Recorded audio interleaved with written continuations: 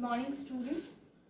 So as in last lecture we discussed about RS-232 connector with 9 pin diagram with 9 connector pin diagram description.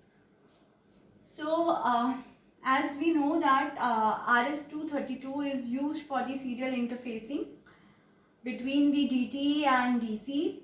So DTE is what? Your data terminal equipment, and DC is your data communication equipment. So for handshaking operation, there will be the 4 signals used there: RTS, request to send; CTS, clear to send; DSR, data set ready; DCD, data carrier detect.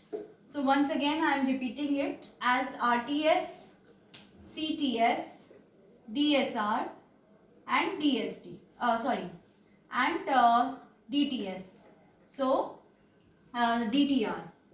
So these 4 signals are used for the handshaking operation, whereas data set ready and DTR is used for establishing the communication between DTE and DCE. So DC is your data communication equipment, which is your modem or any equipment which is connected at the communication line or the telephone line.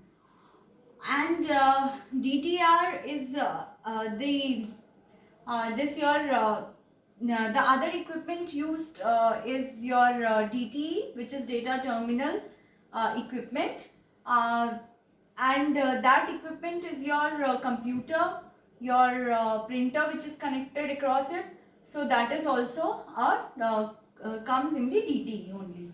Okay, so the communication established between DTE and DC is through the handshaking operation, which are your RTS, CTS. When DTE want to send the data, then it gives the signal as request to send to DC.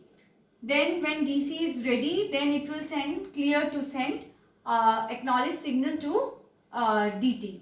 So in this way this data sharing will be done, or data transfer will be done. Whereas your DTR, data terminal ready, and your DSR operation is used to establish communication between DT and DC. So it is for that DC is ready for the online data transfer, and whereas this DTR is for again for the communication, to establish communication between the two, and it is the command for which it shows that DT is also ready and for establishing the communication. Okay, so in this way there are 4 handshaking operation signals which are used there, and overall it is a 25 pin connector diagram where only 3 pins are unreserved. These 3 pins are of no use, or it has been reserved for testing 9, 10 and 11. So ultimately it is utilizing 22 pin. Okay, so ultimately it is utilizing 22 pin for the for its operation. Okay, now again as you know, RS-232 was divided into this whole 22 pin is being divided into 4 parts. First is your common signal. Okay, common signal is your ground, and that is your first protective ground, and 7th your signal ground. Okay, next is that is your pin number 1 and 7. Pin 1 and 7 is for common ground signal. Now next is your data signal. Data signal is again your transmit data and receive data, which we already discussed. That is your transmit data and receive data. Okay, now next, third is your handshaking signal or control signal. Control signals or handshaking signals are your pin number 4 and 5 and 6 and your 20. These pins are used for the controlling operation. Okay, now next is your timing signal.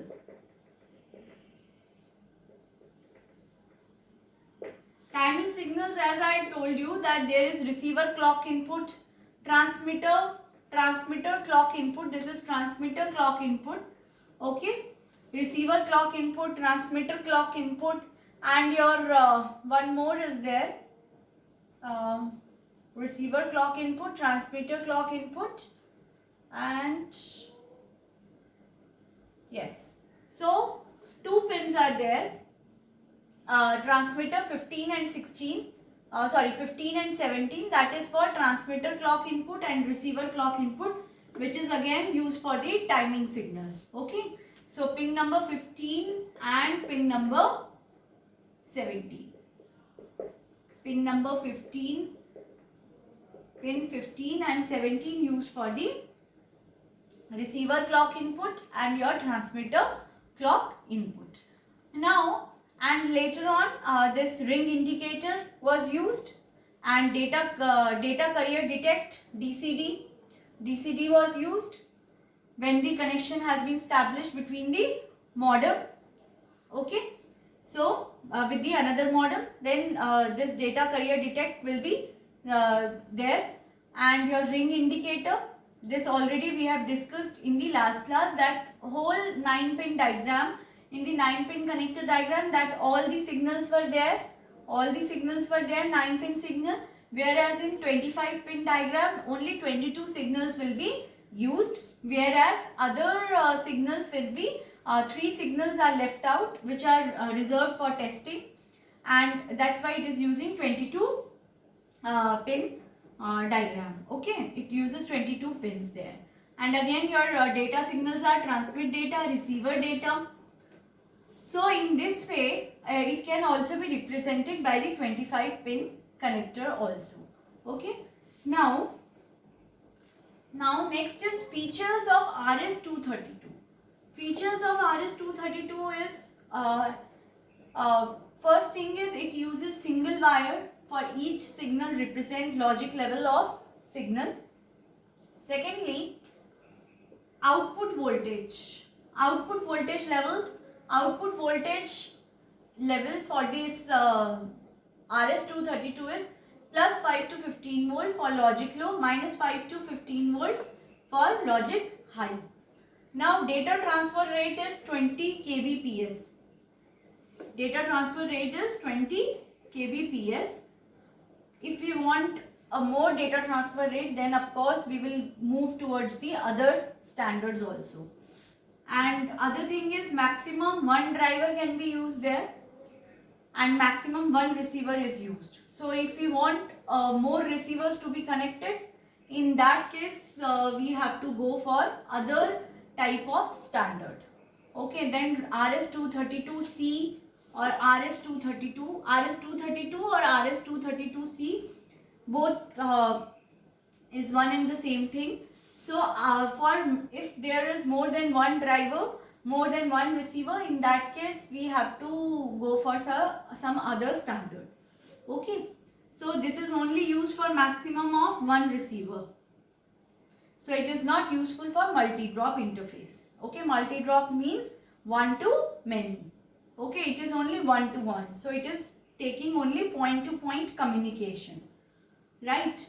It can communicate up to 20 meter distance. It can communicate up to 20 meter distance. If the distance is more than that, then you have to choose or to go for certain other standard. Now next is for interfacing RS-232 devices to TTL CMOS compatible device. If we want to share the data with the TTL or CMOS devices, then RS-232 devices need the driver, line driver circuit and the receiver IC for that, and that IC is your MAX232 IC. MAX232 IC. This is used as the line driver and a receiver IC for converting the input value to the, as the MAX232 takes the 5 volt input value. Okay, for the operation of this IC, that 5 volt supply is needed, and it will be giving the output of plus 10 to minus 10 volt DC.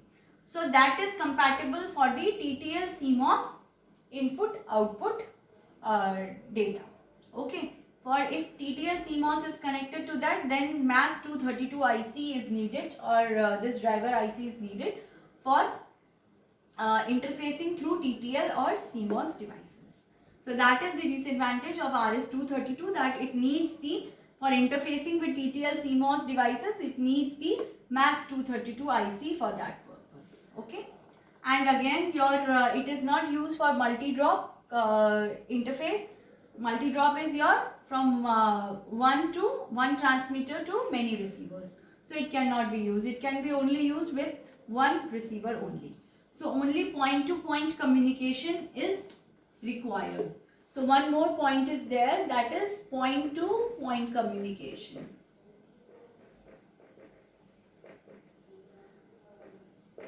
Point-to-point communication means point-to-point communication, transmitter to one receiver only.